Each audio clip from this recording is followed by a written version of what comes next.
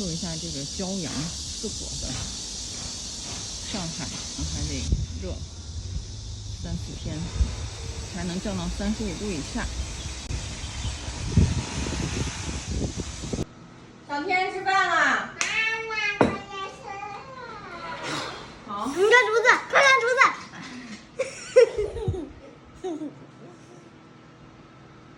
蜘蛛。我谢谢。不客气。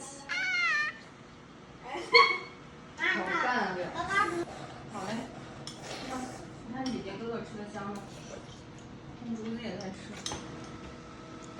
拿哪儿去那份？还有一种酱，卖的老贵了，90多块钱2瓶。就这个吧。牛肉丁的，不是这个。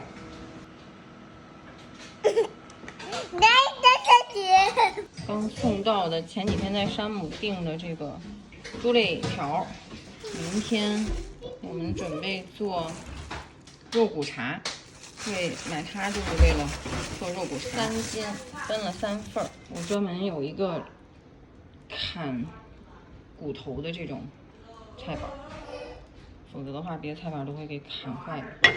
这个是专门砍骨头的刀，看一下有多重，509，正好1斤。这个500克，或者都是凭手感分的。天哪，刚刚好，每袋1斤。我们这个小冰柜又满了，已经基本上没有缝隙了。我现在囤东西的这个思路跟之前就不一样了，因为夏天懒得开火，所以呢，像这种冷泡汁、肉骨茶的料，还有这个是肉燥酱，如果下一点面就可以拿这个酱一拌，还有这个牛肉汤的底料是方便面、重庆小面，这个挺好吃的。牛肉河粉，这次我买这个没吃过，这个是叫酸木瓜河粉。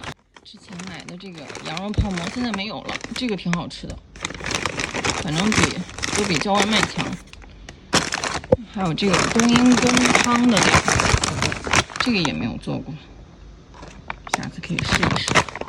还有昨天做的那个冷泡汁，这个其实有的时候拌个面什么的用处还挺广的，还会囤一些这种火锅底料。惨了，我们这个小区出现大状况，一开始以为是我们家的问题，因为我们家其实现在没有用什么，就用了2台空调，然后我们的厨房的电全部没了，还有所有的插销电也没了，我们的冰箱里面全是食物，现在这是我们关心的。还有我们家爸爸在备份东西，发现有一个电源头是有电的，其他都没电。厨房是肯定都没有了，灯也没有。然后我们准备把这个冰箱放到那边电源头那儿。好，冰箱好嘞。现在都亮了，刚才人家11排的都受影响了，全部11排都是我们这个情况，而且说是我们家的电表烧掉了。现在电力公司抢修人员已经来抢修了，我们现在电已经恢复了。人家都说是不是我们家用电太费了，但是我的空调、遥控器都是我没收的。我们只开了2个空调、2个电脑，所以现在我们也说不清我们家电表为啥糊了。我们现在恢复冰箱。